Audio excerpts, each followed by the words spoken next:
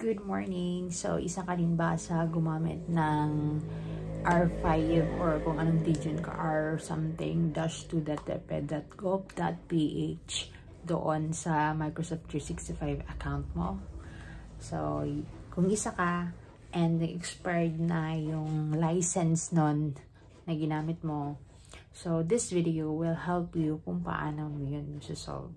Kasi in our case, so before pa mag-end yung school year, like to be specific, on May 29, nag-expired na po yung license ng aming MS365 account. Kasi ang gamit namin doon is not our DepEd email, but yung R5. Kasi we are from Region 5. So, ngayon, naayos na siya. And what I will tell you is how we fix it.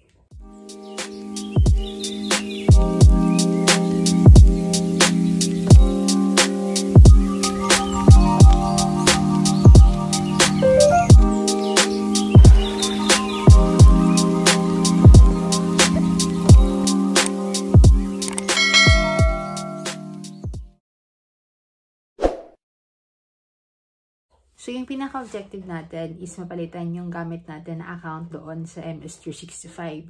Which is nga sa case ko, yung gamit ko is yung r5-2.deped.gov.ph. So, papalitan natin yun ng deped.gov.ph na lang.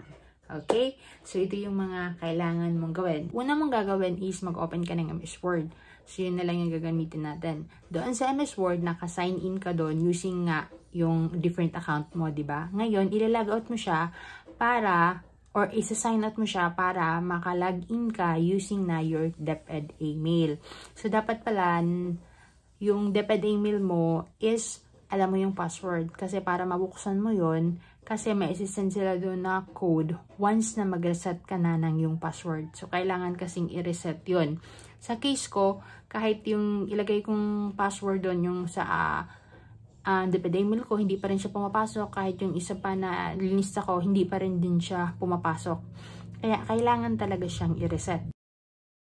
Gagawin mo, i-login mo na yung DepEd email account mo, tapos maglagay ka ng password, tapos hindi siya siyempre papasok. I-reset mo siya.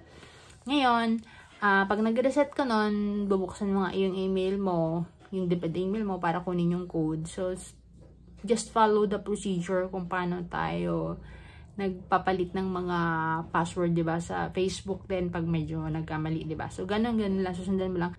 Pag naayos mo na siya, na-reset mo na yung password, kasi yun yung gagawin, kailangan mong gawin. Pag na-reset mo na, mag-login ka ulit sa MS Word. So, gamit mo na yung password na linagay mo. Basta, yung kailangan mo lang doon itandaan is pagdating doon sa authenticator. So, yung sa amin, yung ginawa namin is skip na lang namin yun para tumuloy. So, yun na. Diretso na yun hanggang sa ma-login mo na yung account mo doon. Kaya, pwede mo na siyang gamitin. So, very simple lang na pala siya. So, matagal na. Almost 1 month din na hindi ko yung nagamit yung aking MS365. So, ngayon, okay na siya. So, I hope that this video helps you para maayos mo yung kung sakali man na mayroon ka rin ganong problema. So, yun lang po. Be positive, be happy, and God bless!